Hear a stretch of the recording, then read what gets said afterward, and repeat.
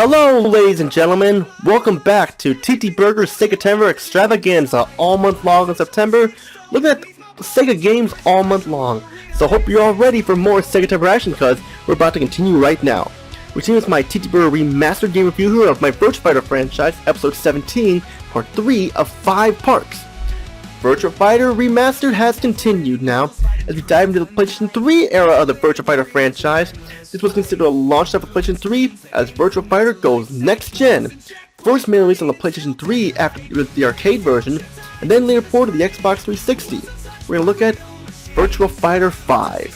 First released in the arcades on July 12th, 2006. Then February 20th, 2007 for the PlayStation Edition 3, and later released in October 30th the same year on the Xbox 360 known as Virtua Fighter 5 Online. Look at the PlayStation 3 version here. It's the only version I have, so let's get started here, shall we, ladies and gentlemen? Now, after the success of Virtua Fighter 4, we knew there was going to be a sequel. Not only a sequel, but a next-generation sequel for the PlayStation 3 and later port to the Xbox 360. I have played both the PlayStation 3 and the Xbox 360 versions. Both versions were great. Sure, the PlayStation 3 lacked online play, which was exclusive to the Xbox 360 version, but I prefer that version more, mainly because of the controls. The controls are better suited on the PlayStation 3. The Xbox 360 controller when it comes to fighting games is a bit clunky for my liking. Virtua Fighter 5, now is it a good game? Is it better than the previous entry? You want an answer, I'm sure, right? Well, you want my honest opinion? Virtua Fighter 5 is a great game, a great fighting game for the PlayStation 3 and Xbox 360. However, I will say this, Virtua Fighter 4 was better in certain aspects. Now, does this mean Virtua Fighter 5 is a bad game? No, not at all. Virtua Fighter 5 is a must-buy for both consoles, and you're probably wondering why. Well, it has a great cast of fighters. I mean, all the fighters in the previous entries are here, with the addition of some new fighters. For this review, once again, we will be playing as our blonde beauty of the United States, Sarah Bryant. We have a handful of modes here, arcade versus quest and more. Quest mode replaces the Kumari mode, and honestly, I like the quest mode better.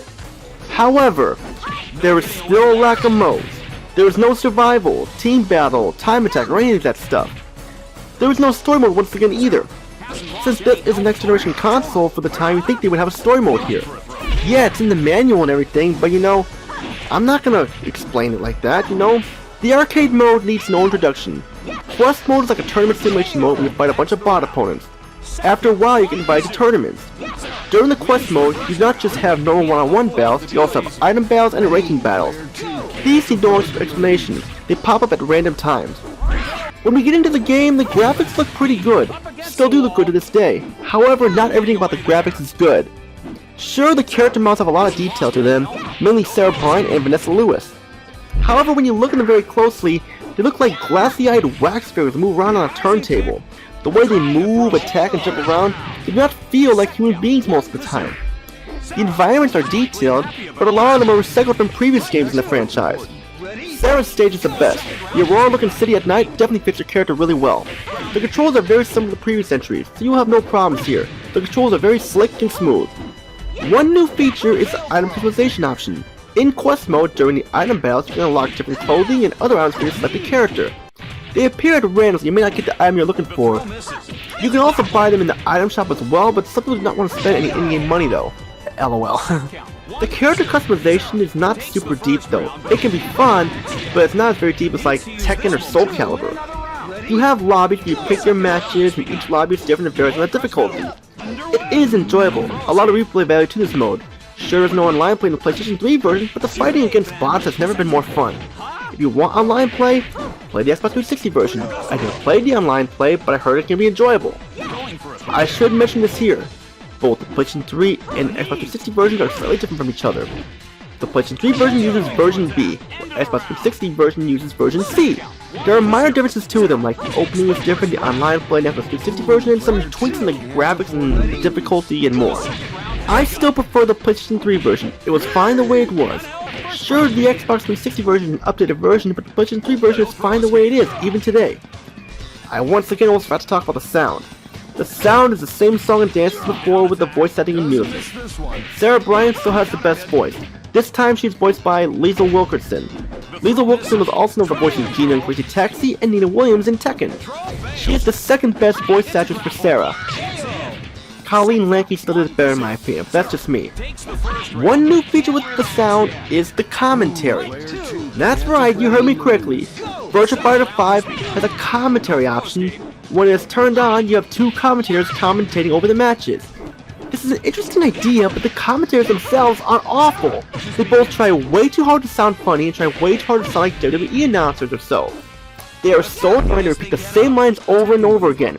They are not Jim Ross or Jerry Lawler, so they try way too hard to sound like them and they sound pain in the process. I heard the Japanese commentary and it is much better, but I can see why they put it in English because there's no subtitles. Thankfully, you can turn off the setting though, it's just an option setting, that's for sure. And there is a handful to do here, just you will see a lot of everything this game has to offer in a few hours. I mean, I understand this was mainly supposed to be a launch of the PlayStation 3, but more modes could have been done to it. The only new thing the Xbox 360 version added was online play, so both versions are good, but Virtua Fighter 4 was better in my opinion. It's a great game, but comes off a little weak in the process. But now, before we can give this game a score, let's go to our TT Burger Pros and Cons chart. For the TT Burger Pros, Virtua Fighter is here for the next generation consoles. A great selection of characters to choose from. Sarah Bryan is back once again for more Virtua Fighter action. Great graphics for the most part. Fluid and smooth controls. Good music and voice acting. Quest mode is an excellent mode to play through. A decent number of modes to choose from. Ranking battles and item rounds can be fun. Item shop and character customizations are available here. Online play available on the Xbox 360 version. Both versions have minor differences to one another. For the TT Burger Cons, there's still a lack of modes here. No story mode. The character models, while good, look like glassy-eyed wax figures. The commentary option with the commentators is awful, but think you can turn it off. Customization option is lacking compared to other fighting games, and not much has changed since the last game. So this is a great game, but just be warned, Virtua Fighter 4 was better, but you should definitely check out Virtua Fighter 5. It is an amazing game for sure. Virtua Fighter 5 is a good game, but due to the complaints I have with it, I have to give it a score of an 8 out of 10. It's a slightly lower score than Virtua Fighter 4, but still a must-buy for the PlayStation 3 and Xbox 360. And that's it for episode 17, part 3 of 5 of my Virtua Fighter franchise review remastered. Stay tuned for part 4, we're going to take a look at Virtua Fighter 5 Final Showdown, a digital-only game for the consoles there, and how does it fare? We got ourselves a little add-on expansion here, or is it a true sequel? You'll have to find out in the next part. So all I can say is Tony, peacing out my friends, have a good day, stay tuned. TT Burger's Sega Temper Extravaganza is still hot and fresh, so stay tuned everybody, take care.